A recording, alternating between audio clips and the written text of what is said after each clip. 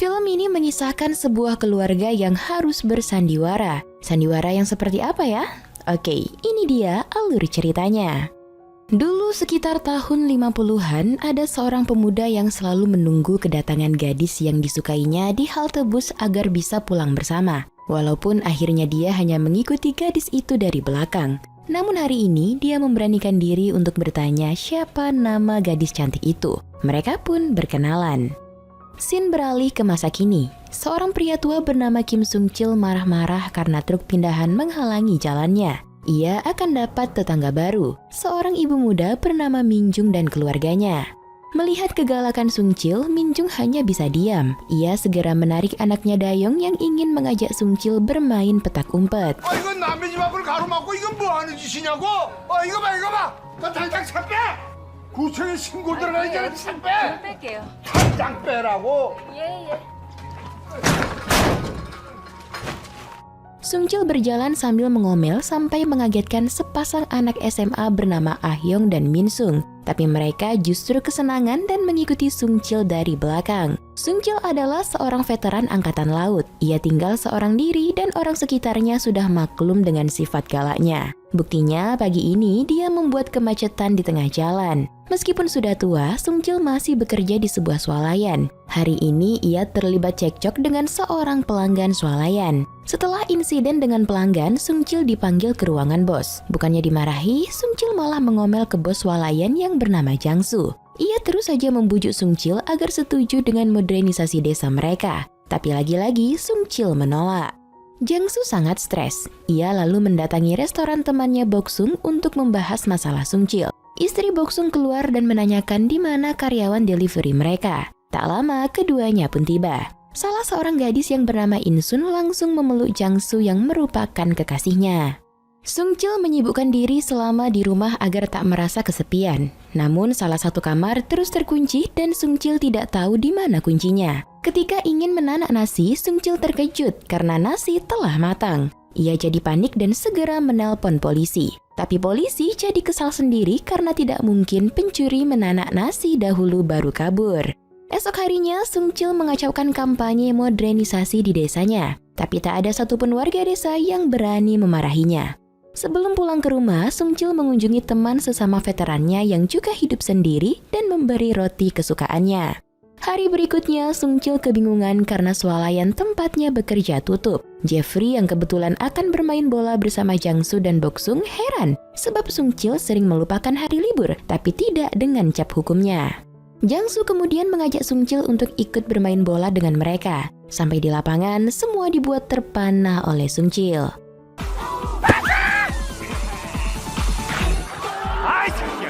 진짜 아주 그냥 Pulang main bola, beberapa warga desa berkumpul di restoran Bok Sung. Mereka memikirkan cara bagaimana mendapat cap hukum Sung Chil. Kemudian istri Bok Sung berkata bahwa pria tua atau muda semuanya akan bertekuk lutut pada wanita. Sampai di rumah, Sung Chil kaget karena seorang wanita tua telah berada di rumahnya. Ia langsung membawanya ke kantor polisi dan menuduh wanita ini sebagai pencuri yang tempo hari menanak nasi di rumahnya. Syukurlah masalah ini diselesaikan oleh anak wanita tersebut. Ternyata dia adalah ibu dari Minjung, tetangga depan rumah Sung Chil. Sebelum berpisah, wanita ini menjelaskan kalau dia khawatir pada Sung Chil sebab pintu rumahnya terbuka dan tak ada sahutan dari dalam. Wanita ini diketahui bernama Gum Nim. Ia nampak sedih saat mengenalkan namanya pada Sung Chil, seolah-olah ada kenangan yang terulang. Sebagai permintaan maaf Sung Chil, Gum Nim mengharuskan Sung Chil untuk mentraktirnya makan malam. Dalam rumah, Sung Chil menulis nama Gum Nim di kertas kecil agar tidak lupa. Saat tengah sibuk mencongkel kamar yang terkunci, perwakilan kantor kelurahan datang memberitahukan bahwa veteran Choi yang sering ia temui telah meninggal dunia. Dalam kesedihan ditinggal teman seperjuangannya, Sung Chil sempat menulis sesuatu di kertas. Keesokan harinya, Sung Chil refleks bersembunyi saat melihat Gum Nim yang sedang mengurus toko bunganya. Ia jadi salah tingkah sendiri. Terlebih, Jung Su si pegawai swalayan dan Jang Su datang menggodanya. Sung Chil jadi semakin gugup saat Gum Nim menyapanya. Malam harinya, Gum Nim mengingatkan Sung Chil agar tidak lupa mentraktirnya makan malam. Sung Chil kegirangan. Ia bergegas menemui Jang Su dan meminta diajarkan cara dinner yang baik. Esok harinya, Jang-soo langsung mengajari Sung-chil di restoran. Ia diajarkan cara memesan sampai bersikap keren di depan wanita. Pulang dari sana, Sung-chil dibawa ke tempat Jeffrey untuk mengambil jas. Jang-soo menjelaskan bahwa ia memesan jas ini pada Jeffrey sebagai kado ulang tahun ayahnya. Tak disangka, ukurannya pas dengan Sung-chil. Sung-chil kemudian diajak ke rumah Jang-soo untuk mengambil sesuatu. Saat masuk rumah, ia melihat putrinya Ah-hyung sedang belajar dengan kekasihnya Min-sung. Saat Jang-soo pergi mengambil sepatu dengan Sung-chil, Ah-hyung mengambil beberapa batang rokok milik ayahnya. Setelah melayani pembeli, Geum-nim menemukan catatan ajakan makan malam dari Sung-chil. Hal ini langsung ia laporkan pada seseorang via telepon. Malam harinya, Geum-nim dan Sung-chil sudah berada di restoran. Saat sedang makan, Geum-nim bertanya apakah Sung-chil sudah lama tinggal seorang diri. Tapi Sung-chil enggan menjawabnya. Pulang dari restoran, Geum-nim berkata bahwa dia akan menelpon saat Sung-chil berada di rumah, sebab Sung-chil tidak memiliki ponsel. Perkataan itu membuat Sung-chil jadi senyum-senyum sendiri sebelum tidur dan meletakkan telepon di samping kepalanya agar bisa terbangun jika Geum-nim menelponnya. Esoknya di swalayan, Sung-chil melihat bahwa semua orang mempunyai telepon genggam hingga lebih mudah menelpon di mana saja. Ia lagi-lagi menemui Jang-soo dan meminta ditemani membeli ponsel. Jang-soo kemudian menyuruh Sung-chil untuk memberitahu nomor ponselnya pada Geum-nim. Saat berkunjung ke toko bunga Geum-nim, Sung-chil pura-pura menerima telepon agar Geum-nim melihat kalau dia sudah punya ponsel. Geum-nim bertanya kenapa Sung-chil mau punya ponsel. Padahal dulu dia bilang tidak menyukainya. Sung-chil beralasan bahwa sekarang sudah era canggih. Sung-chil dan Geum-nim seperti lagi PDKT. Saat sedang di rumah sakit, Min-jung melihat ibunya asik SMS-an dengan Sung-chil. Sementara di tempat Sung-chil, ia minta tolong In-sun agar mengetikkan SMS balasan untuk Geum-nim. Singkat cerita, Ah-hyung couple mengajak Geum-nim dan Sung-chil jalan-jalan bersama mereka. Ah-hyung dan Min-sung memberi tips pada Sung-chil bagaimana cara memperlakukan wanita saat sedang berkencan. Kedua pasangan lintas generasi ini melakukan semua hal menyenangkan. 같이 길을 걸을 때는요, 앞서거나 뒤처지면 안 되고 반드시 나란히 걸으셔야 돼요. 버킷리스트라고 들어보셨죠? 상대방이 원하는 일들을 하나씩 저질러 보는 거세요. Geum-nim sangat bahagia. Esok harinya, ia mengajak Sung-chil pergi ke taman bermain. Namun saat izin ke toilet, Geum-nim tak kunjung keluar. Ia seperti menahan sakit dan tidak ingin Sung-chil melihatnya. Geum-nim hanya minta supaya Sung-chil bernyanyi untuknya agar ia tidak takut sendirian di dalam toilet. Sampai di rumah, kondisi Geum-nim makin memburuk. Min-jung sangat mengkhawatirkannya, tapi Geum-nim menjawab mungkin ini adalah kesempatan terakhirnya. Di tempat lain, Sung-chil sedang minum bersama Jang-soo. Jang-soo terlihat masih saja ingin melobi Sung-chil untuk memberikan cap hukumnya. Saat Sung-chil bertanya di mana istrinya, Jang-soo menjawab sedih bahwa istrinya sudah tiada. Ya, keduanya terlihat sangat akrab seperti ayah dan anak. Setibanya di depan rumah, Min-jung menemui Sung-chil. Ia meminta Sung-chil supaya tidak menemui ibunya lagi. Hal ini membuat Sung-chil kesal sepanjang malam. Esok paginya sebelum berangkat bekerja, Sung-chil melihat pria seumuran dengannya keluar dari rumah Geum-nim. Min-jung juga nampak ramah kepadanya. Hal ini membuat Sung-chil terus kepikiran sampai ke tempat kerja. Di ruang kerja, Jang-soo marah-marah saat menelpon Geum-nim dan menyuruhnya untuk segera mendapat cap hukum dari Sung-chil. Jika tidak, maka swalayan akan disita pihak bank. Geum-nim mengajak Sung-chil makan bersama, tapi selama makan sampai naik bus, Sung-chil selalu marah-marah tidak jelas pada orang lain. Ia bahkan hampir baku hantam dengan supir bus. Geum-nim sangat kesal dan bertengkar dengan Sung-chil saat turun bus. Dalam perjalanan pulang, Sung-chil bertemu dengan Ah-hyung yang menangis sesegukan. Ternyata Min-sung minta putus karena ia akan pergi ke Amerika. Anehnya, Ah-hyung langsung memeluk Sung-chil dan memanggilnya kakek. Di swalayan, Sung-chil kesal sendiri melihat pasangan lansia yang romantis. Tak lama kemudian, Jang-soo datang dan menyuruh Sung-chil agar memberikan anggur kepada Geum-nim. Dengan anggur pemberian Jang-soo, Sung-chil jadi ada alasan menemui Geum-nim dan menjelaskan bahwa ia tidak bermaksud jahat kemarin malam. Geum-nim pun memaafkan Sung-chil. Bok-sung mengundang Sung-chil agar ikut makan dengan perwakilan JK Construction di restorannya. Sedikit bujukan lagi, maka Sung-chil pasti mau menyerahkan cap hukumnya. Ah-hyung yang ikut hadir merasa muak melihat In-sun terus menempel pada ayahnya. Ia beranjak pergi dan tak sengaja menjatuhkan sekotak rokok. Jangsu sangat marah karena mengira putrinya merokok. Tapi Sungcil langsung melindungi Ah-yong dan berkata bahwa rokok itu adalah miliknya. Padahal semua warga kompleks tahu jika Sungcil tidak merokok. Kebetulan Min Sung juga berada di restoran yang sama. Pada Sungcil, Min Sung jelaskan bahwa Ah-yong tidak ingin ayahnya terkena kanker paru-paru seperti kakek Min Sung, hingga ia selalu mengambil rokok ayahnya. Ah-yong kabur dari restoran. Apesnya, ia malah bertemu geng gadis pembuli. Untunglah calon mak tiri Ah-yong datang dengan Min Sung. Ia dengan mudah mengalahkan para gadis berandalan itu. Walau begitu, Ah-yong tetap tidak menyukai In-sun. 뭐 하는 거야? 저 오늘 아영이 구하고 여기서 죽으려고.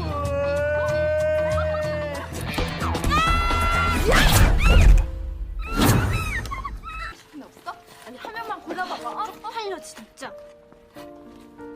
Keesokan harinya, Sungcil melewati toko bunga Gumnim dan tak sengaja mendengar percakapan Gumnim dengan pria tua tempo hari. Pria tersebut memaksa Gumnim untuk menjual tokonya karena ia sudah tidak punya penghasilan lagi. Hari berikutnya, Sungcil diajak Jangsu pergi ke pesta ulang tahun Gumnim. Sampai di sana, mood Sungcil jadi buruk saat melihat pria tua itu lagi. Ia cemburu karena mengira pria ini adalah suami Gumnim. Ketika melihat Gumnim bersih tegang dengan pria tua itu di luar gedung, kesabaran Sungcil pun habis. Ia kemudian melabrak si pria tua yang biasa dipanggil Tuan Noh setelah selesai acara. Sungcil menyangka bahwa Tuan Noh adalah suami Gumnim yang tidak bertanggung jawab. Namun Sungcil terdiam saat Min Jung memanggil paman pada Tuan Noh. Ia sangat malu dan langsung pergi. Gumnim sangat cemas dan menemukan Sungcil sedang duduk seorang diri di sebuah gang kecil. Gumnim menjelaskan bahwa Tuan Noh adalah adik suaminya. Ia datang untuk membicarakan biaya pengobatan untuk anggota keluarga Gumnim yang sedang sakit. Sungcil jadi semakin malu pada dirinya sendiri. 오늘 한몸 입은 거 참 예쁘기가. 질투를 했다는 거는 그건 질투는 애정 아니에요? Beberapa hari kemudian saat berkunjung ke rumah Sungcil, Gumnim menangis membaca catatan di kamar Sungcil. Jadi inilah yang ia catat saat menghadiri acara pemakaman temannya kemarin. Di situ Sungcil menuliskan nama dan PIN ATM-nya karena ia takut mati seorang diri dan orang lain tidak mengetahuinya.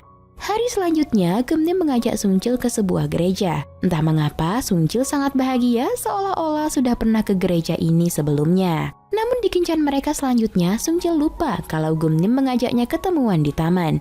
Ia terlambat hampir 2 jam. Saat sampai di taman, Sungcil seperti orang bingung. Untunglah Gumnim masih di sana dan memanggil namanya. Sungcil berkata bahwa ia sering lupa. Gumnim pun mengajak Sungcil ke rumah sakit untuk mengecek kesehatannya. Esoknya, dokter yang menangani Sungcil menelpon dan memberitahu bahwa lupa yang dialami Sungcil adalah hal yang wajar karena pertambahan usia. Namun, dokter ini berbohong. Sebab, Gumnim yang sejak tadi berada di sampingnya meminta agar dokter merahasiakan penyakit Sungcil yang sesungguhnya, supaya ia bisa tenang.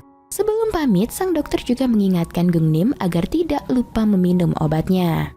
Beberapa hari kemudian, Jangsu geram karena Sungcil ternyata tetap tak menyetujui pembangunan. Akhirnya, ia mengambil kunci di laci kerjanya dan pergi membuka kamar yang terkunci di rumah Sungcil. Di dalamnya sudah seperti gudang. Jangsu sempat tertegun saat membaca sebuah buku catatan usang. Sementara itu, Sungcil diajak Gumnim untuk melihat festival bunga di hari Sabtu. Namun, saat sedang asyik teleponan, Gumnim merasakan sakit di dadanya. Ia coba menahannya agar Sungcil tidak tahu, tapi kemudian Gumnim malah tidak sadarkan diri. Jangsu terus mencari cap hukum Sungcil di setiap sudut rumah. Ternyata cap hukum itu Sungcil ikatkan pada toples di dalam kulkas. Tak lama kemudian Sungcil sampai ke rumahnya. Ia memohon agar Jangsu tidak mengambil cap itu supaya rumahnya tidak dijual. Tapi Jangsu bersikeras bahwa semua ini demi Sungcil.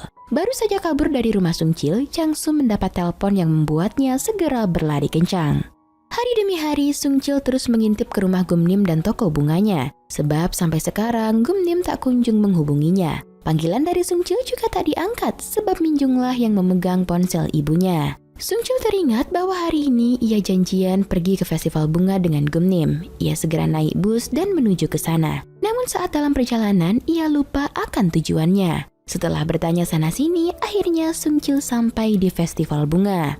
Sementara itu, Jangsu panik karena Sungcil pergi seorang diri dan tak membawa ponselnya. Ia segera memacu mobilnya menuju festival bunga. Akhirnya Akhirnya, Changsu bertemu dengan Sungcil dan segera mengajaknya pulang. Dalam perjalanan pulang, Changsu mengembalikan cap hukum Sungcil yang tak jadi ia pakai. Ia tidak tega melihat Sungcil selalu menanyakan keberadaan Gumnim. Akhirnya, ia putar arah untuk menunjukkan di mana Gumnim saat ini.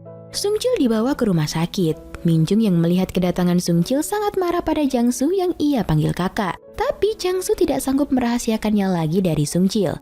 Akhirnya, Minjung mengaku kalau ibunya sedang sakit parah, serta dirinya dan Jangsu sebenarnya adalah anak Sungcil. Sungcil sangat bingung, tapi Minjung memohon setidaknya Sungcil bisa mengingat istrinya. Jangsu menyuruh Sungcil masuk ke ruang ICU. Melihat kondisi Gumnim yang terbaring di sana, Sungcil langsung pingsan. Ia tersadar dan mendapati dirinya sudah berada di rumah ditemani Ahyong. Sungcil dibawa masuk ke dalam kamar yang selama ini terkunci. Di sana, Sungcil keheranan melihat dirinya berfoto dengan Gumnim, keluarga Jangsu dan keluarga Minjung. Ahyong kemudian menyerahkan album keluarga pada Sungcil. Meski ditunjukkan foto pernikahan dan anak-anaknya, Jungsil hanya mampu mengingat sebuah foto saat ia berfoto di depan swalayan. Ahyong lalu menyerahkan buku harian Sungcil. Di buku harian Sungcil tertulis pada tanggal 10 November 2013, ia ternyata didiagnosis mengidap Alzheimer, di mana setiap hari ia akan kehilangan ingatannya. 5 Januari 2014, ia tersesat di desa yang sejak kecil ia tinggali. Sebelum terlambat, ia membuka toko bunga untuk Gumnim. Istrinya didiagnosa mengidap kanker pankreas stadium akhir. Sungcil sangat takut kalau nanti ia juga melupakan istrinya. Kala itu, Gumnim melakukan operasi. Ia sangat takut dan meminta Sungcil bernyanyi agar ia kuat selama operasi. Minjung dan Jangsu tak sanggup menahan air mata mereka.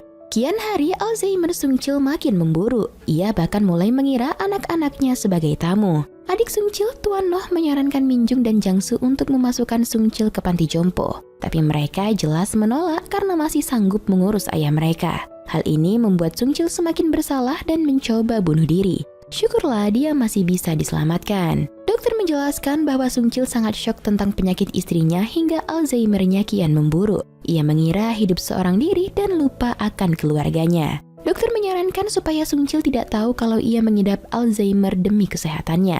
Oleh karena itu, Jangsu menyembunyikan semua foto keluarga mereka dan tinggal terpisah dengan Sungcil. Selama di swalayan, Jangsu akan mengawasi Sungcil. Ahyong akan mengikutinya selama pergi kerja, Minjung akan membersihkan rumah. Cucunya Dayong akan mengajak Sungcil bermain petak umpet, sementara Gumnim akan memasak untuk Sungcil. Saat Sungcil masih sibuk membaca buku hariannya, Minjung terus menangis di rumah sakit memikirkan kondisi ibunya. Jangsu juga kasihan memikirkan nasib ayahnya. Sungcil menyaksikan kedua anaknya ditinggal pasangan masing-masing dan menyalahkan dirinya setiap ada hal buruk yang menimpa keluarganya. Tak lama kemudian, Sungcil datang ditemani Ahyong. Ia segera masuk ke kamar Gumnim dan menyebut istrinya lebih cantik dari bunga. Sungcil kemudian keluar dan memastikan Minjung adalah putrinya. Sungcil benar-benar tak bisa mengingat anaknya meskipun ia sangat ingin. Dirinya jadi semakin merasa bersalah. Tapi bagi Jangsu tidak mengapa bila Sungcil melupakan mereka, karena ia yakin mereka tetap berada di hati Sungcil. Sungcil hanya minta satu hal, ia ingin tinggal bersama istrinya di sisa umur mereka. Ahyong juga menangis karena kakeknya telah kembali. Akhirnya mereka semua berpelukan penuh haru. 아니에요, 아빠. 저희들이 악착같이 꽉 들어앉아 있을게요. 염려 붙들어 매세요. Singkat cerita, pihak JK Construction tidak jadi melakukan modernisasi di desa karena cap hukum Sungcil tak kunjung didapatkan. Tak lama berselang, Sungcil datang menyerahkan cap hukumnya pada Jangsu. Di akhir cerita, Sungcil tinggal di panti jompo dengan Gumnim sesuai keinginan mereka. Kian hari, Alzheimer Sungcil juga semakin memburuk. Ia lupa pada Gumnim bahkan dengan namanya sendiri. Tapi ia teringat kenangan masa mudanya di mana ia mengenalkan namanya sebagai Kim Sungcil pada gadis di depannya yang bernama Im Gumnim. Kenangan itu membuat Sungcil kembali teringat nama istrinya. Yap, dengan begitu film pun tamat.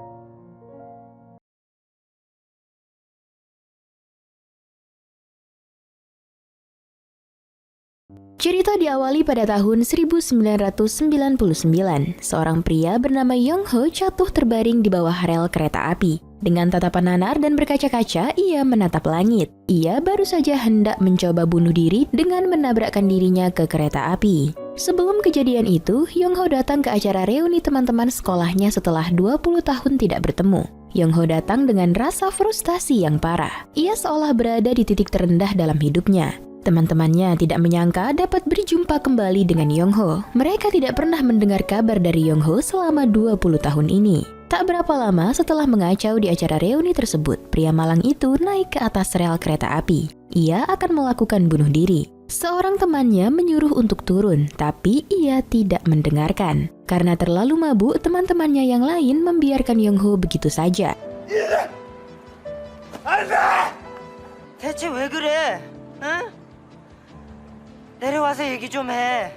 Sebuah kereta datang akan menabraknya, dan Yongho berteriak ia ingin kembali ke masa lalu. Kemudian kita dibawa ke 3 hari sebelumnya. Saat dalam perjalanan ke suatu tempat, Yongho mendengar kabar dari radio bahwa teman sekolahnya akan mengadakan acara reuni. Sesampainya ia di tempat tujuan, ia menunggu kedatangan seseorang. Rupanya ia menunggu orang yang membawa senjata api pesanannya. Yongho adalah pria yang melarat. Dengan uangnya yang tersisa, ia malah membeli pistol itu dan berencana untuk mengakhiri hidupnya. Di dalam mobil, ia berandai-andai akan menembak kepalanya sendiri. Namun Yongho mengurungkan niatnya. Ia pun mendatangi mantan rekan bisnisnya yang telah membuat bisnisnya hancur. Orang itu berhasil menghindari peluru yang ditembakkan oleh Yongho. Yongho merasa hidupnya sudah tidak berarti lagi. Istrinya yang bernama Hongja juga sudah tidak mau bertemu dengan dirinya.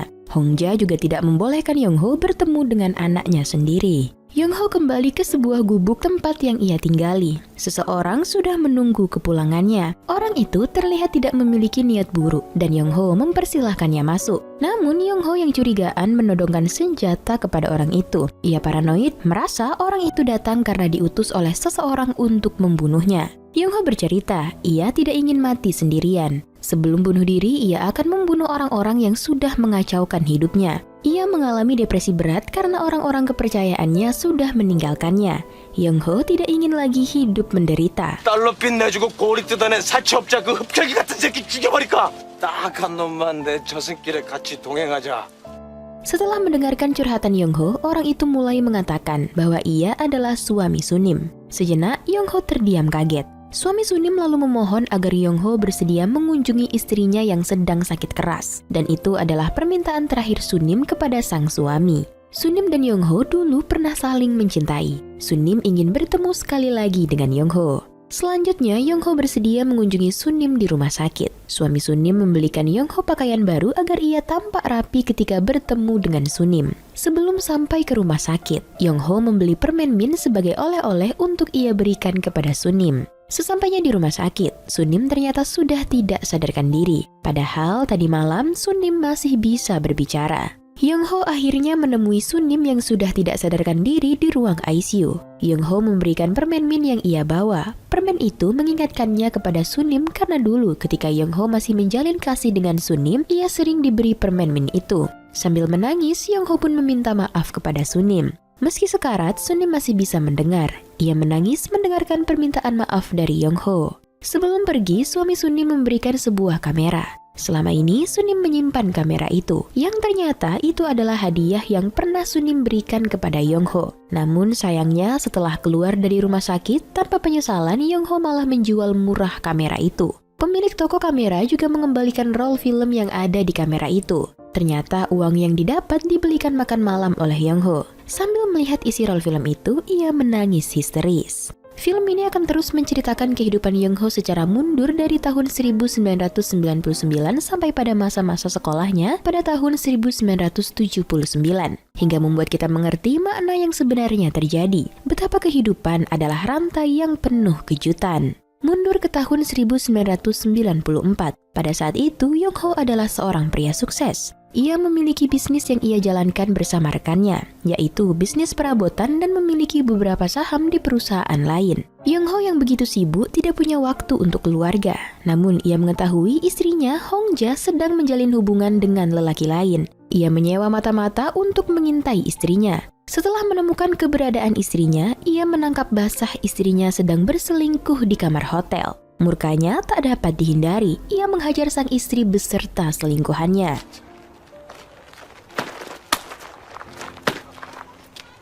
Keluar dari hotel, Yong Ho seakan-akan memaafkan istrinya dan menyuruh si istri untuk pulang duluan dengan menaiki bus. Lalu Yong Ho tancap gas menjalin kasih dengan selingkuhannya. Ia menjalin hubungan gelap dengan karyawan di kantornya. Setelah lama bercumbu, ia membawa wanita itu minum-minum di kafe. Ketika di sana, Yong Ho bertemu dengan kenalan lamanya yang bernama Ujang. Yong Ho berkata ia sudah berhenti menjadi polisi dan sekarang ia menjalankan bisnis. Tak berapa lama, Yong Ho bertemu kembali dengan Ujang di toilet. Ia berkata hidup ini indah, seolah menyindir Ujang. 내가 네 오빠니.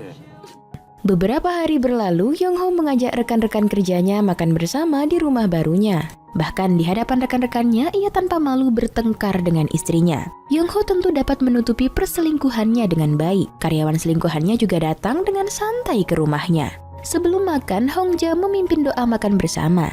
Kelihatannya, Yong Ho tidak suka melihat istrinya memanjatkan doa. Daripada mendengarkan istrinya berdoa, ia lebih baik pergi keluar rumah. Waktu lalu mundur kembali di tahun 1987.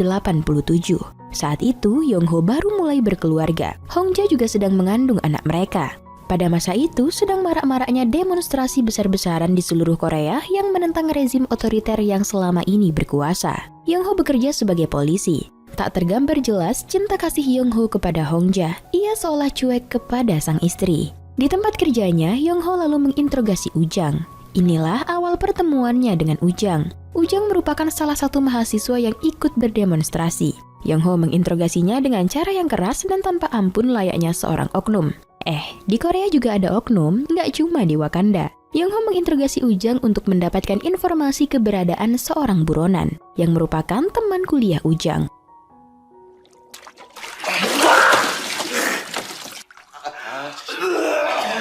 김원식이 어디 있는 것만 빨리 말해. 지금 어디는 정말 몰라. Setelah seharian menyiksa Ujang, Yong Ho dan rekan polisinya yang lain berpesta sambil minum-minum di tempat karaoke. Di sana, ia menggunakan status polisinya untuk mengusir gadis yang belum cukup umur.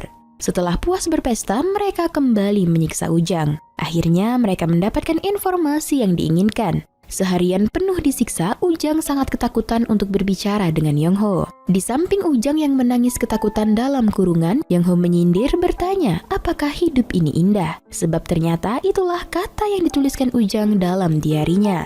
Malam harinya, Yong Ho dan rekan polisinya akan menangkap buronan tersebut di sebuah desa. Dalam pengintaian mereka, temannya bercerita kalau Yong Ho adalah fuckboy yang selalu menceritakan pengalaman cinta pertamanya untuk bisa meniduri para wanita. Lalu polisi lainnya menyuruh Yong Ho beristirahat di penginapan. Tetapi Yong Ho pergi ke kafe minum bersama seorang wanita muda.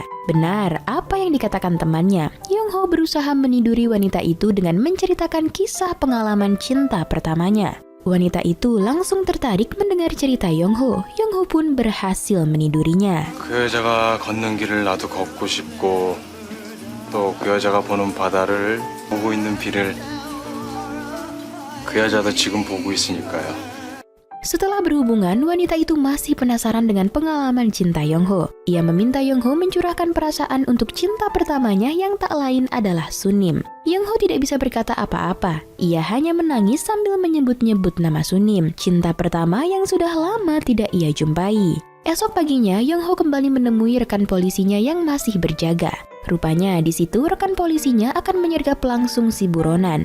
Yong Ho tidak dapat menolong rekannya mengejar orang itu karena kakinya pincang. Setelah mereka menghajar habis-habisan buronan itu, mereka membawanya ke kantor polisi. Karena sudah menyelesaikan tugasnya, Yong Ho harus kembali ke kantor polisi dan ia tidak bisa menepati janjinya bertemu dengan wanita yang ia tiduri tadi malam. Terlihat wanita itu menunggu Yong Ho yang tidak akan pernah datang. Mundur lagi ke masa lalu di tahun 1984. Kala itu Yong Ho dan Hongja belum menikah, namun Hongja tampak sudah naksir pada Yong Ho. Yong Ho baru saja masuk menjadi anggota polisi. Saat sedang bertugas, para seniornya menyuruhnya mencoba menginterogasi seorang tahanan. Yong Ho tidak tega melakukannya. Namun sebab itu adalah tugasnya, ia pun menginterogasi tahanan itu dengan caranya, hingga si tahanan mengeluarkan banyak kotoran. Lalu tanpa ia duga, Sunim datang mengunjunginya. Sunim menemukan alamat baru Yong Ho dari keluarga Yong Ho di kampung. Sunim sepertinya sangat menyukai Yong Ho. Tetapi Yong Ho memberikan isyarat ia tidak suka lagi dengan Sunim. Yong Ho lalu menggoda Hongja yang sedang melayani mereka makan berdua. Melihat kelakuan Young-ho, Sunim pun menitihkan air matanya. Sunim berkata ia menabung uangnya untuk membelikan Young-ho sebuah kamera. Karena dulu Young-ho pernah bercita-cita menjadi seorang fotografer. Young-ho mengantarkan Sunim yang akan kembali pulang. Bukannya mengucapkan kata perpisahan, Young-ho mengembalikan kamera yang Sunim berikan kepadanya. Young-ho sepertinya berusaha menyembunyikan kakinya yang pincang dari Sunim. Malam harinya sambil mengayuh sepeda, Young-ho terus memikirkan Sunim. Ia berada dalam kegalauan dan menyesal telah menjauhkan Sunim dari hidupnya. Kemudian Young-ho masuk ke dalam kedai dengan sepedanya. Di dalam, polisi seniornya sedang berpesta sambil minum-minum. Bukannya ikut bergabung, ia tiba-tiba mengamuk dan menyuruh seniornya bersikap formasi layaknya tentara yang akan baris berbaris. Young-ho berkata ia ingin mendisiplinkan mereka. Setelah semua kembali tenang, Young-ho dan Hongja tidur bersama di hotel. Sudah kebiasaan Hongja, ketika melakukan sesuatu, ia memulainya dengan berdoa, bahkan ketika akan bercinta. Kita kembali dibawa mundur di tahun 1980. Sunim datang mengunjungi Young-ho yang sedang menjalani wajib militer. Tetapi ia tidak diperbolehkan masuk karena pada saat itu dalam kondisi siaga perang. Hari itu juga pasukan Young-ho ditugaskan menuju zona merah. Saat bersiap akan berangkat, terlihat Young-ho rupanya mengumpulkan permen-permen min yang pernah diberikan oleh Sunim.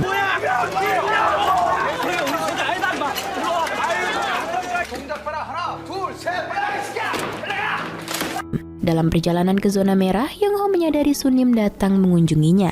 Tetapi Young-ho tidak bisa menyapanya karena ia akan pergi menjalankan tugas. Setibanya di zona merah, Young-ho dan pasukannya membubarkan para demonstran yang sudah menguasai kota. Para tentara berpencar ke semua penjuru untuk menghalau para demonstran. Young-ho yang sedang sendirian bertemu dengan seniornya. Sang senior mengajaknya pergi ke tempat yang lebih aman. Tetapi Young-ho tidak bisa pergi karena kakinya terasa sakit. Setelah membuka sepatunya, ternyata ia telah terkena tembakan. Seniornya pun meninggalkannya dan akan kembali untuk membawa bantuan. Young-ho yang sendirian sepintas melihat Sunim dari kejauhan. Namun ternyata yang ia lihat adalah seorang pelajar yang sedang bersembunyi dari para tentara. Pelajar itu memohon agar Young-ho mau melepaskannya pergi. Merasa kasihan, Young-ho pun menyuruhnya segera pergi. Tapi tanpa terduga, pelajar itu tertembak peluru yang ditembakkan oleh Young-ho. Pelajar itu pun tewas di tempat. Young-ho tidak menyangka niat baiknya membuat seseorang terbunuh. Ia mengalami trauma yang berat dengan peristiwa itu. 일어나. 어?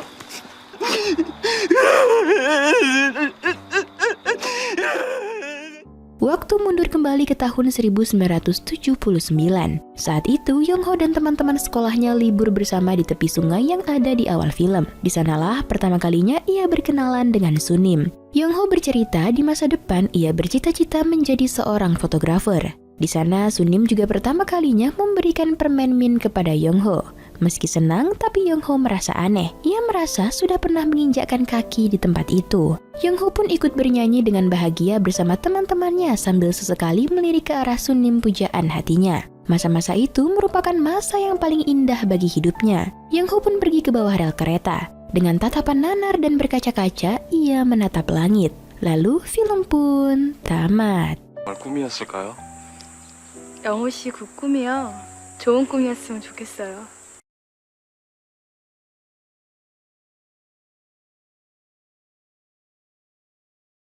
되게 잘생겼다. 반가워. 저기요!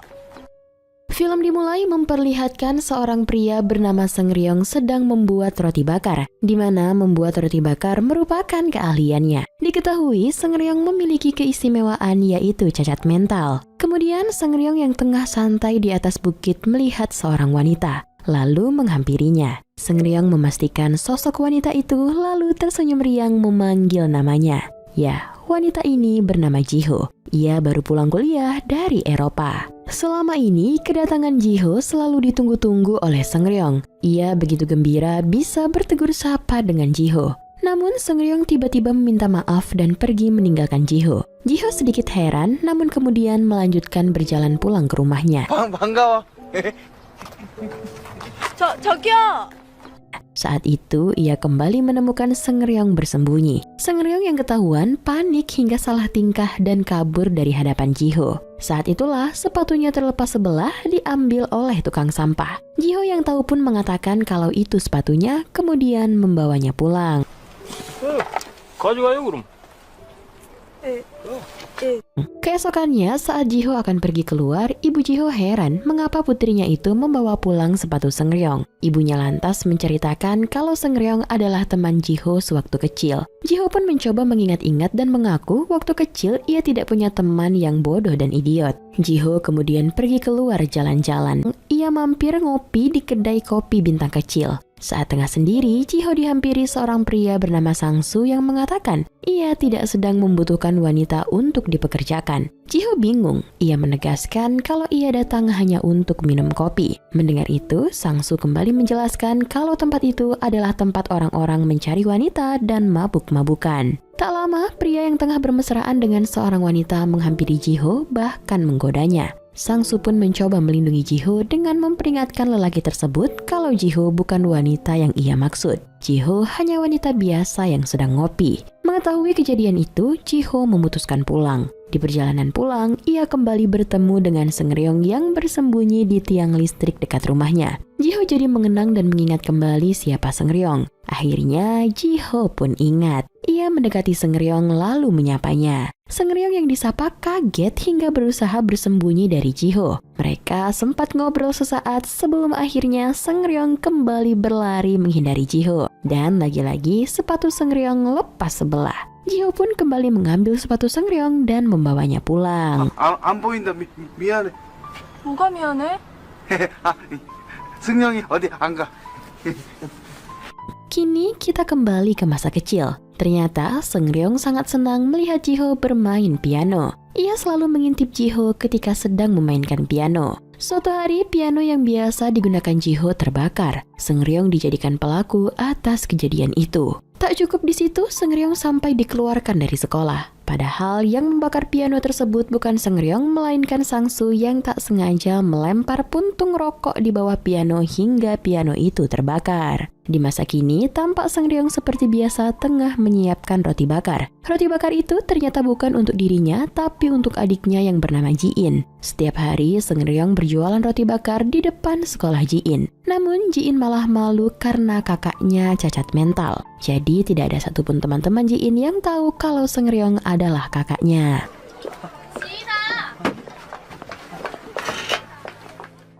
Saat tengah berjualan, tiba-tiba Ji-ho datang ingin membeli roti bakar. Seungryong kaget dan salah tingkah. Seungryong juga berusaha menyembunyikan dirinya dari Ji-ho. Setelah mendengar Ji-ho ingin membeli roti bakar, barulah Seungryong muncul dan membuatkan Ji-ho roti bakar. Tak sengaja, Seungryong terlalu banyak menumpahkan garam di roti Ji-ho. Hingga ketika Ji-ho memakannya, roti itu keasinan. Namun Ji-ho dengan baik hati malah memuji roti Seungryong rasanya enak. 맛있다. Ji-ho kemudian membayar roti bakar itu dengan sepasang sepatu Seungryong yang tertinggal. Seungryong menyangka sepatu yang diberikan Ji-ho sebagai bayaran adalah sepatu baru. Hal itu membuat Seungryong tampak sangat senang. Ia langsung pergi menggunakan sepatu itu.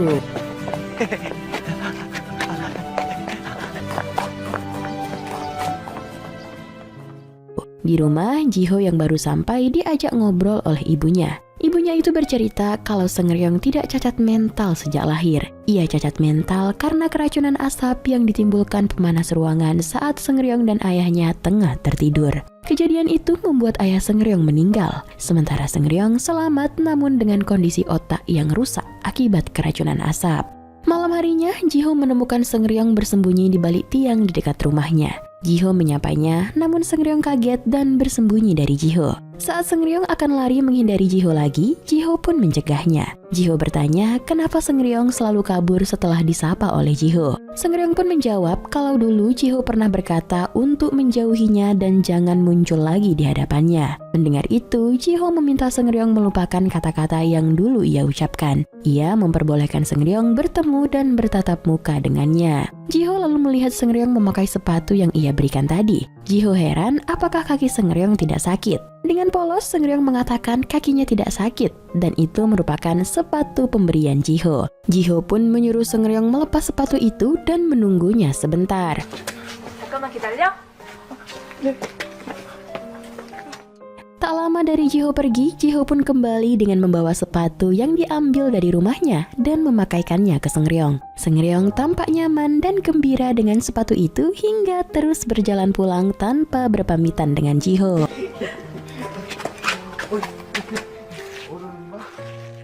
Di rumah, saat Seungryong tengah berjalan berputar-putar sambil memakai sepatu pemberian Jiho, sang adik pulang dan heran dengan kelakuan kakaknya. Seungryong mengatakan kalau ia tengah memakai sepatu pemberian Jiho dan mencoba berjalan dengan benar. Ji-in menanyakan, di mana sepatu lama Seungryong? Barulah Seungryong sadar dan teringat sepatu lamanya masih di depan jalan rumah Jiho. Ji-in pun masuk ke rumah sambil menghina Seungryong yang dungu. 그거 바보 같아.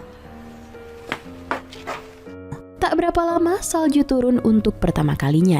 Seungryong sangat senang dan menikmati momen itu. Beberapa saat kemudian, di sisi lain, Jiho juga tampak keluar menikmati salju di balkon rumahnya. Ia kemudian melihat Seungryong berjalan berputar-putar di depan rumahnya. Ia pun keluar dan menanyakan apa yang sedang dilakukan Seungryong. Ternyata Seungryong ingin menunjukkan kalau ia sudah menggunakan sepatunya dengan benar. Jiho pun memujinya. 정말 잘한다. 야. Seungryong mengatakan kalau permainan piano lagu Bintang Kecil Jiho lah yang membuat salju turun. Mereka kemudian berbincang-bincang hingga Jiho mengajak Seungryong jalan-jalan menikmati suasana itu. Ketika mereka sampai di kedai dan tengah makan bakpao berdua, saat itulah Jiho menceritakan penyebab mengapa ia berhenti bermain piano. Mendengar itu membuat Seungryong tampak sedih dan merenung. Di sisi lain tampak Sangsu sedang menunggu Mawar, wanita penghibur yang ia pekerjakan. Diketahui Mawar mengajak Sangsu minum-minum, namun mendadak ia harus melayani pelanggannya tanpa memberi kabar pada Sangsu. Akhirnya Sangsu pun menunggu tanpa kepastian. Tak lama ia memutuskan pergi. Di jalan, Jiho yang tengah berjalan pulang ke rumahnya, ia menirukan gaya berjalan Seungryong. Ia pun hampir menabrak Sangsu. Keduanya lalu saling ingat dan saling sapa. Mereka pun membuat janji ngopi bersama di kedai Bintang Kecil. 또 보자고요. Setelah mereka berpisah, Sangsu mengajak Seungryong untuk menemaninya minum. Sangsu yang minum sampai mabuk dan tak sadarkan diri dibawa Seungryong ke rumahnya. Di tengah perjalanan, Mawar berpapasan dengan Seungryong yang tengah membawa Sangsu yang mabuk. Ia jadi merasa bersalah pada Sangsu. Keesokannya, Sangsu terbangun karena Ji-in tak sengaja membuat sarapan yang sudah dibuat Seungryong berantakan. Melihat Ji-in, Sangsu menyapanya dan menasehatinya agar makan sarapan yang sudah dibuatkan oleh Seungryong. Juga, Ji-in harus menghormati Seungryong selaku kakaknya. Namun, Ji-in tidak mendengarkan nasihat itu dan berlalu pergi begitu saja. Shin lalu menampilkan ibu Seungryong yang tengah memberikan amanah pada Seungryong. Kelak ketika ibunya tiada, Seungryong harus bisa menjaga dan memenuhi kebutuhan Ji-in. Kemudian di kafe Bintang Kecil, tampak Jiho dan Sangsu tengah ngopi dan ngobrol membahas Seungryong. Jiho penasaran dengan latar belakang Seungryong. Sangsu lantas menyarankan agar Jiho menanyakan sendiri pada Seungryong. Seungryong tidak akan pernah berbohong jika sudah berkata. Obrolan mereka pun berakhir karena ada pelanggan langganan yang mencari Mawar. Saat Jiho sampai di depan rumahnya, tampak Seungryong tengah menyanyikan lagu Bintang Kecil. Jiho lalu teringat sewaktu kecil saat gugup dan lupa nada saat pentas bermain piano. Ternyata anak yang bernyanyi mengingatkan melodi pianonya saat itu ialah Seungryong. Saat itu juga, Seungryong mulai mengira permainan piano Jiho lah yang membuat salju turun dan bintang bermunculan. Kini, Jiho dan Seungryong duduk di atas bukit saling berbicara. Jiho mulai bertanya kenapa Seungryong selalu duduk di atas bukit. Ternyata karena Seungryong suka melihat bintang-bintang secara jelas. Juga agar ketika Seungryong menunggu Jiho pulang, Seungryong bisa melihat Jiho dengan jelas. Mendengar itu, Jiho pun terdiam. Paginya, Seungryong kembali berjualan di depan sekolah Ji-in. Pada hari itu, Ji-in sengaja pulang tidak lewat depan kios roti bakar kakaknya karena tidak ingin melihat sang kakak. Hal itu membuat Seungryong menunggu Ji-in sampai malam hari. Karena dalam posisi mengantuk, tak sengaja tangan Seungryong terkena pemanggang hingga terluka. Saat tengah menahan rasa sakit itulah, Jiho datang dan menanyakan Seungryong yang belum pulang. Seungryong menjelaskan ia tengah menunggu Ji-in lewat berjalan pulang. Seungryong pun lalu diajak pulang saja oleh Ji-ho. Di perjalanan, Ji-ho menjelaskan mungkin Ji-in sudah pulang. Dan ya, ketika sampai di rumah, Ji-in memang sudah pulang. Seungryong memastikan Ji-in dan menanyainya. Ia malah dimarahi oleh Ji-in. Setelah mengetahui Ji-in sudah di rumah, Ji-ho pun pamit pulang dan mereka saling berlambai tangan. Saat itulah Ji-ho melihat tangan Seungryong yang terluka. Ia lalu mengobati tangan Seungryong. 화상해봤잖아. 아까 나 갈게. 자. Setelahnya, sebelum Ji-ho pamit pulang, ia pun bertanya pada Seungryong apa yang akan dilakukan Seungryong setelah ini. Dengan polosnya, Seungryong menjawab ia akan membersihkan diri dan gosok gigi, tapi malas. Mendengar itu, Ji-ho sontak tertawa dan memutuskan membantu Seungryong membersihkan diri. Saat Ji-ho membersihkan rambut Seungryong, Seungryong pun melihat bayangan ibunya yang sudah meninggal di ember air. Ibunya melakukan hal yang sama seperti yang dilakukan Ji-ho pada Seungryong. Akhirnya, Seungryong kini sudah bersih dan Ji-ho berpamitan. 되게 잘생겼다. 자, 다 됐습니다.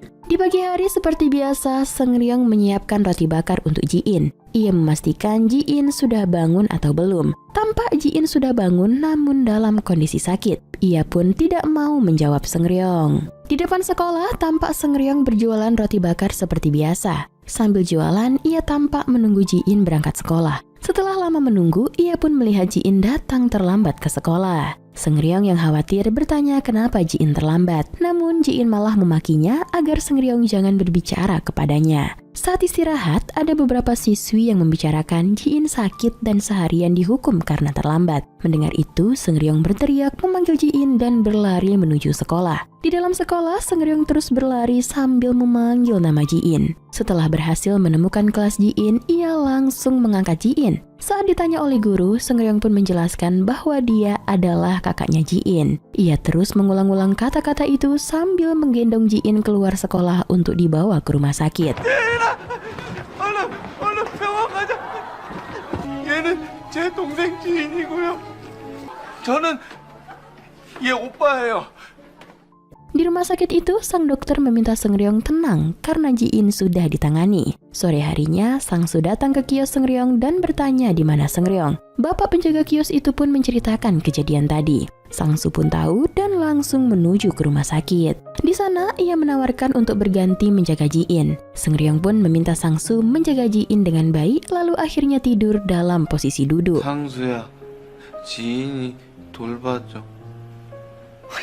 Tak lama, Sang Soo mendapat telepon dari Mawar untuk bertemu. Sang Soo pun bergegas menemui Mawar. Di sana, ia melihat Mawar minum-minum dan bertanya kenapa Mawar kembali ke kedai bintang kecil menjadi wanita penghibur. Padahal Mawar pernah mengatakan ia ingin berhenti pada Sang Soo. Tak lama, datang bapak-bapak menemui Mawar dengan kelakuan kasarnya. Sang Soo yang tak mau tinggal diam berkelahi dengan pria tua tersebut. Sampai akhirnya Mawar mengatakan kalau pria tersebut menyimpan foto Mawar sebagai ancaman padanya, agar selalu mau jika diminta melayani atau menghibur pria tersebut. Mendengar itu, Sang Soo mengancam pria tersebut agar memberikan foto Mawar. Akibat perkelahian itu, tangan Sang Soo pun terluka. Di rumah sakit, Seungryong yang tidur terbangun. Ia kaget karena tiba-tiba tertidur di pundak Ji-ho. Seungryong juga meminta maaf karena telah menghilangkan sepatu pemberian Ji-ho. Namun Ji-ho tidak mempermasalahkannya. Ji-ho menyarankan agar Seungryong tidur di dalam ruangan di tempat Ji-in dirawat. Seungryong pun menjawab Ji-in tidak suka Seungryong ada di hadapannya.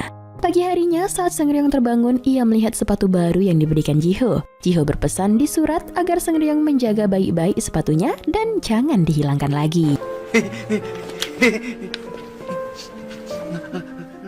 Di ruang rawat, dokter menceritakan pada Ji-in apa yang selama ini dilakukan Seungryong untuk Ji-in. Dari kecil, Seungryong selalu bekerja keras berjualan roti bakar siang dan malam. Semua dilakukan untuk memenuhi kebutuhan Ji-in. Uang yang dikumpulkan juga tidak dipakai untuk kebutuhan Seungryong, melainkan kebutuhan Ji-in. Setelahnya, Seungryong diberitahu dokter kalau Ji-in mengidap penyakit gagal ginjal. Dari hasil pemeriksaan, ginjal Seungryong yang sempat dicek tidak cocok untuk Ji-in. Hal itu membuat Seungryong sangat sedih. Namun dokter menenangkan Seungryong kalau ia akan mencari jalan keluarnya. Siangnya, Seungryong mendapat kabar kalau ginjal Sangsu cocok dengan Ji-in. Hal itu membuat Seungryong sangat bahagia sampai ia berlari memberitahukan pada Ji-in yang ada di dalam kamar.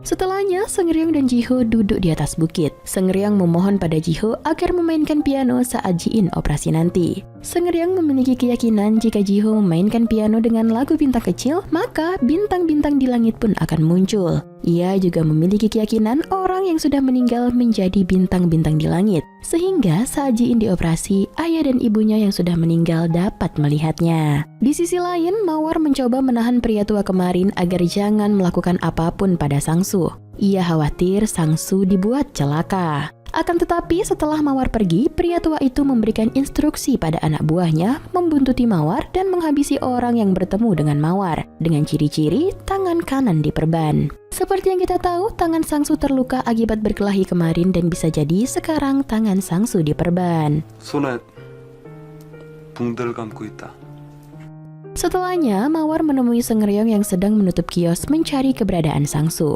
Seungryong menjawab dengan menunjukkan arah pada Mawar. Dari kejauhan, anak buah pria tersebut salah mengira kalau Seungryong adalah Sangsu, target yang akan dihabisinya. Malam harinya, Seungryong mempersiapkan baju dan semua perlengkapan Ji-in yang akan operasi esok. Saat berjalan keluar rumah, Seungryong dibuntuti anak buah pria tua. Ya, Seungryong pun menjadi korban anak buah pria tua yang salah target. Karena Seungryong mirip dengan ciri-ciri yang disebutkan bos mereka. Sambil menahan luka, Seungryong berjalan menuju rumah Jiho untuk mendengarkan permainan piano Jiho. Saat itulah Jiho pun akhirnya memainkan pianonya lagi karena teringat permintaan Seungryong. Di depan rumah, Seungryong mendengarkan piano Jiho sambil menangis karena tak tahan dengan lukanya. Di detik-detik terakhirnya, Seungryong sangat takut karena ia tak bisa menjaga Ji-in dan melaksanakan apa yang diamanahkan oleh ibunya. Hingga akhirnya Seungryong menghembuskan napas terakhirnya di depan rumah Jiho.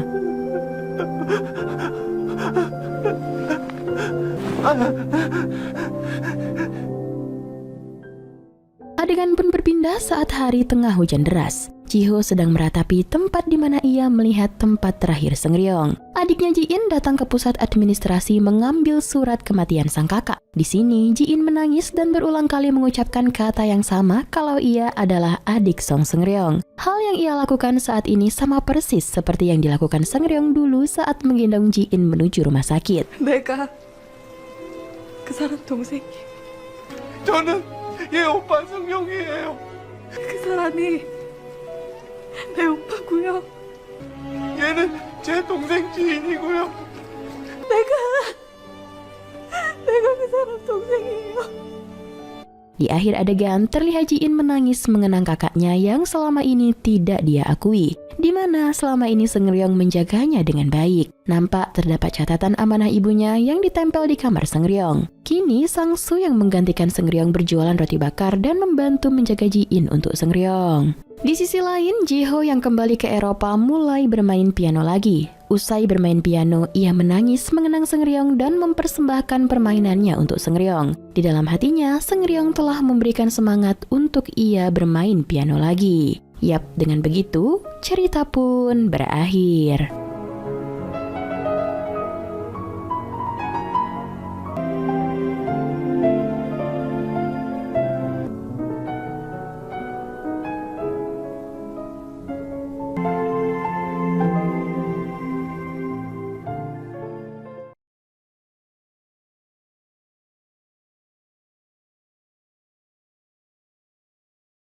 Baru menikah, jangan sangka kehidupanmu akan selalu indah. Setelah menonton film ini, kamu akan tahu seperti apa pernikahan yang penuh drama dalam kehidupan nyata. Cerita ini diawali dengan seorang pria yang sedang duduk sambil memainkan HP miliknya di sebuah taman, ditemani dedaunan yang berguguran. Dia adalah Hyungmin.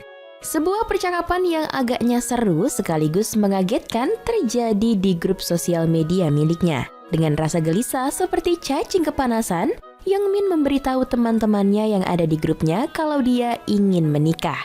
Sontak dengan fast respon, teman-teman grupnya menanggapi dengan berbagai tanggapan. Sama seperti abang tadi, kali ini ada Mbak cantik sedang berjalan sambil menelpon di sebuah jalan dengan tingkah anehnya. Setelah berjalan dan sampai, rupa-rupanya Myung menghampiri abang galau tadi, yaitu Yongmin. Langsung saja ia pun duduk di sebelahnya. Namun mereka sedikit berjauhan. Mereka akhirnya mengobrol. Niat hati Yongmin sebenarnya ingin basa-basi dulu sebelum melamar, karena dia sudah mempersiapkan sesuatu untuk Myung. Namun ternyata basa-basi abang ini malah membuat hati Mbak Myung salah paham. Dan mereka pun bertengkar hingga lamaran pun menjadi gagal. Eits, tapi tenang karena lamarannya berlanjut. Akhirnya mereka berdua kini sudah menikah dan tinggal di satu rumah. Dua sejoli ini pun berhasil membuat iri. Bermesra-mesraan tiada henti, manja-manjaan, bertingkah konyol untuk membuat suasana menjadi hangat. Mereka juga saling membantu menyelesaikan pekerjaan rumah. Indah sekali ya. Di sebuah kantor, Yongmin melanjutkan momen kasmarannya. Sibuk dengan HP untuk chattingan dengan kekasih halal di rumah. Sedang asik chattingan, ia pun sontak kaget karena tiba-tiba ada yang memanggilnya dari kejauhan. Saling tatap dengan senyuman manis, ia ternyata adalah Seung-hee, teman lamanya yang sudah lama tidak bertemu. Seung-hee baru saja pindah dari New York. Sepulang dari kantor di sebuah jalan, mereka berdua berjalan bersama sambil cerita nostalgia. Setelah sampai di depan rumah Seung-hee mengajak Yongmin apakah ada acara malam Jumat ini. Tiba-tiba getaran dering telepon Yongmin bergetar. Siapa lagi kalau bukan sang istri? Namun panggilan itu diabaikan oleh beliau. Dan akhirnya mereka pun berkumpul. Mereka berkumpul ramai-ramai tidak berduaan. Seperti reunian, mereka asik terus bercerita. Sedangkan Yongmin yang sedang menelpon untuk mengasih kabar ke istrinya karena hari sudah larut dan meminta kepada istrinya untuk membuat makanan di rumah. Karena teman-temannya setelah nongkrong akan ke rumah Yongmin melanjutkan tongkrongan mereka. Mereka pun pergi ke rumah Yongmin. Saat tiba di rumah, Myung sang istri sudah menunggu di depan rumah dengan wajah cemberut. Karena merasa tidak enak dengan Yongmin, Myung membiarkan teman-teman suaminya masuk berkunjung untuk berpesta. Ketika teman-teman mereka sedang asik menikmati sajian makanan buatan Myung, Seung-hee menyanyikan sebuah lagu. Dan hal ini membuat Myung iri. Ia pun melakukan hal yang sama. Akan tetapi bukannya mendapatkan pujian, ia malah mendapat tawaan dari suaminya sendiri maupun teman-temannya. Dan itu membuat Myung menjadi sedih.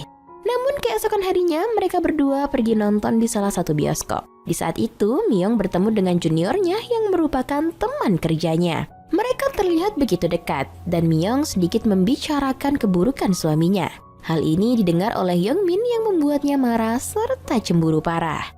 Di tempat kerjanya, Abang Yongmin seringkali bertemu wanita berpakaian seksi. Hal ini membuat Yongmin terus melirik para ladies dengan lirikan kunap alias kuat nafsu. Sepulang dari tempat kerjanya di sebuah bus, Abang Yongmin pun halu tingkat tinggi. Ia menghayalkan seorang perempuan yang sedang menggodanya. Setelah itu, ia bertemu dengan Seung-hee. Dengan haus nafsu seperti orang kerasukan, Yongmin pun menggoda Seung-hee dengan berbagai cara.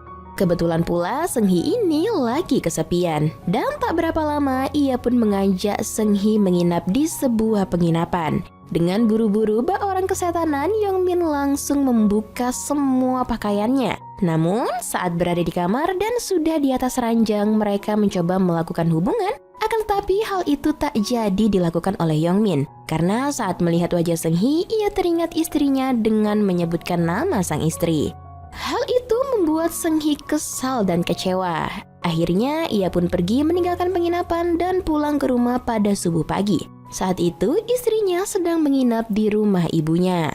Di kantor tempat Myung bekerja, Myung tanpa sengaja bertemu dengan In-young teman kuliahnya dulu. Yang mana teman kuliahnya ini dapat perintah dari bos Myung untuk memberikan kuliah khusus di kelas Myung. Karena satu tempat kerja dan pernah satu kampus, mereka pun dekat. Dan secara mendadak, In-young memberitahu pada Myung bahwa Sung-woo, cinta pertama Myung dan juga merupakan mantan pacar dari In-young, akan menggelar acara musikal. Dan In-young juga mengajak Myung untuk bisa nonton bareng.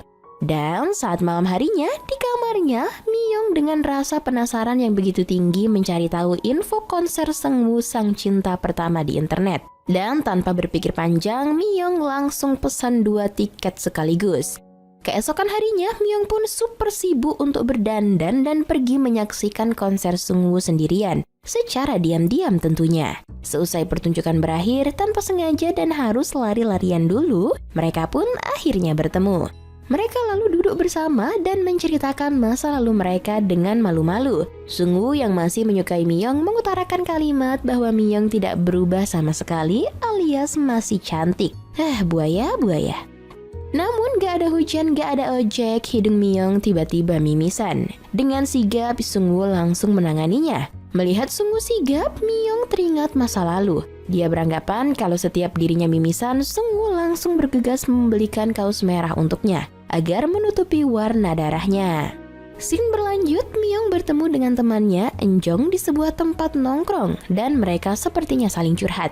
Dengan melihat Miyong yang kelihatannya murung, Enjong menanyakan kepada Miyong, "Kenapa? Kamu bertengkar sama suamimu?" Dan Miyong pun menjawab, "Tidak," dengan menggeleng-gelengkan kepalanya. "Itu sudah menjadi rutinitas kami sehari-harinya," kata Miyong. Temannya ini, Mbak Enjong, menceritakan tentang kaos merah yang kalau setiap Miyong mimisan, ada sosok pria yang selalu sigap dan bergegas untuk membelikan kaos merah untuk Miyong, agar noda merah tertutupi oleh kaos merah. Sontak kaget Miyong mendengarnya, kalau pria itu ternyata adalah Yongmin. Dan setelah pulang hingga sampai di rumah, Miyong rasanya ingin bermanja-manja dengan Yongmin karena mendengar soal kaos merah tadi. Namun ternyata tidak. Di rumah mereka malah saling mengungkit hal-hal buruk dan mereka malah bertengkar hebat. Sampai-sampai Miyong mimisan. Dan dengan sigap, Yongmin pun langsung mengambil tisu dan menggendong Miyong ke kasurnya. Saat Miyong tidur, Yongmin membuka laptop kerjanya dan tak sengaja. Disitulah ia melihat pencarian nama Sungwoo, sang cinta pertama Miyong.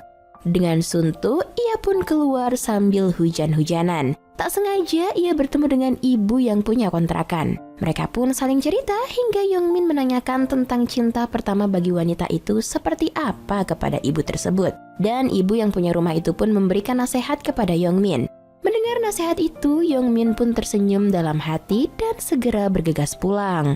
Sampai di kamar, tak sengaja ia malah membangunkan Miyong yang sedang tertidur. Mereka kembali saling cerita tentang cinta pertama Miyong. Dengan alasan untuk inspirasi membuat puisi, Miyong pun menjawabnya. Mendengar jawaban Miyong, Yongmin tersenyum bahagia. Karena ternyata dialah cinta pertama yang sebenarnya. Di sebuah rumah terlihat ada Min Yong dan seorang bapak tua. Bergerak di instansi layanan membuat Yongmin membantu bapak itu memperbaiki kabel telepon rumahnya yang terputus. Tak lama Yongmin diajak masuk ke salah satu ruangan rumah bapak tersebut. Tak sengaja ia melihat salah satu buku puisi bapak tua tersebut. Sontak kaget bahagia, bapak itu ternyata adalah Pan Mokwon, penyair terkenal yang sangat diidolakan sejak lama oleh Yongmin. Sering ketemu dan selalu berdiskusi tentang puisi, akhirnya mereka menjadi dekat. Yongmin dan Minyong agaknya pergi piknik dan berlibur di sebuah pantai. Menggunakan mobil sewaan, mereka berdua terlihat bahagia sekali sambil teriak-teriak di dalam mobil. Di pantai, mereka sangat menikmati. Bak dunia hanya milik mereka berdua. Ketika lari-larian, HP Minyong tiba-tiba berdering. Mendapat telepon dengan kabar yang bagus, ia kembali lari-larian dengan senangnya seperti anak-anak baru dibelikan mainan. Kabar baik itu adalah ia mendapat penghargaan figur puisi modern. Mereka pun teriak bareng sambil mutar-mutar berpelukan. Di kantor, Yongmin yang lagi sibuk bekerja menerima telepon dari seseorang. Dengan berita yang diterimanya sangat menyedihkan. Sang idola, penyair terkenal yang sudah dianggapnya seperti orang tua, meninggal dunia. Usai ditinggal Pan Mokwon, penyair terkenal yang dekat dengan dirinya, dengan perasaan sedih, ia pun pulang membawa buku-buku miliknya. Sedih itu pun terus berlanjut. Sampai di rumah Yongmin, sang istri sama sekali tidak mengetahui hal tersebut. Suatu ketika, sedang mengetik syair, Yongmin yang tengah dikejar deadline terus diganggu oleh Miyong yang tengah menahan sakit perutnya. Akan tetapi, Yongmin tidak menanggapinya, ia malah pergi keluar. Miyong yang tengah menahan sakit dengan memanggil-manggil Yongmin untuk meminta bantuan. Namun, Yongmin tidak menghiraukannya. Karena dia kesal buku yang dibawanya berjatuhan di lantai dan dia pun melanjutkan niatnya untuk keluar rumah. Dengan begitu, Miyong berusaha menelpon ibunya. Dan setelahnya, ibunya pun membawanya ke rumah sakit. Tak berapa lama kemudian, Yongmin menangis merasa menyesal telah mengabaikan istrinya yang ternyata mengalami sakit fibroid atau tumor jinak yang ada di dalam rahim. Usai menjalani operasi, Yongmin menemui Miyong. Di saat itu, Miyong mengatakan pada Yongmin jika ia ingin bercerai dengannya. Dan hal ini bukanlah tanpa alasan. Miyong beranggapan mereka sudah tidak nyaman dan karena mereka juga sering sekali bertengkar. Setelah sampai di rumah dengan perasaan tidak enak, Yongmin mengetik di komputernya. Tak sengaja dalam keadaan sibuk mengetik, ia memanggil Miyong untuk dibuatkan kopi. Tersadar rupanya Miyong masih dirawat di rumah sakit. Segala hal indah tentang Miyong dikenangnya kembali malam itu. Sampai-sampai ia mengingat kembali memori di mana mereka berkenalan dulunya tanpa sengaja. Dan mengenang bagaimana dulu ia melamar Miyong. Dan ia juga mengingat perkataan yang dulu pernah dikatakan oleh idolanya, Pan Mokwon, yaitu jangan biarkan puisi merenggut sesuatu yang berharga dalam hidupmu. Puisi ada untuk sesuatu yang berharga dalam hidupmu. Mengenang hal-hal tersebut, Yongmin pun bergegas lari menuju rumah sakit untuk menemani sang istri. Dan saat bertemu dengan sang istri di ruang inap rumah sakit, mereka pun saling memikirkan tidak lagi saling menyalahkan. Dan momen saling tatap dengan hangat pun terjadi. Dengan tulus, Yongmin mengutarakan kalimat cinta kepada Miyong. Hal itu membuat Miyong luluh dan kembali tersenyum bahagia. Dan cerita ini pun ditutup dengan momen kebahagiaan mereka dengan dianugerahi seorang anak. Yap, dengan begitu film pun tamat.